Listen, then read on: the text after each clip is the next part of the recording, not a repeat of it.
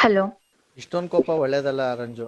Hello, ನಾನೇನ್ ಕೋಪ ಮಾಡ್ಕೊಂತಿಲ್ಲ. ನೀವ್ ಯಾರು ಅನ್ನೋದೇ ಗೊತ್ತಿಲ್ಲ. ನಿಮ್ ನೇಮ್ ಹೇಳಕ್ ನೀವ್ ರೆಡಿನೇ ಇಲ್ಲ ಅಂದ್ಮೇಲೆ ನಾನೇನು ಅನ್ನೋನ್ ಪರ್ಸನ್ ಹತ್ರ ಮಾತಾಡ್ಬೇಕು ಹೇಳಿ. ನಾನ್ ಅವಾಗ್ಲೇ ವಿತ್ ಮೇಕಪ್ ರೆಡಿಯಾಗೆ ಕೂತಿರೋದು, ನೀನು ಹಂಗೆಲ್ಲ ಮಾತಾಡ್ಬೇಡ. ಹಲೋ.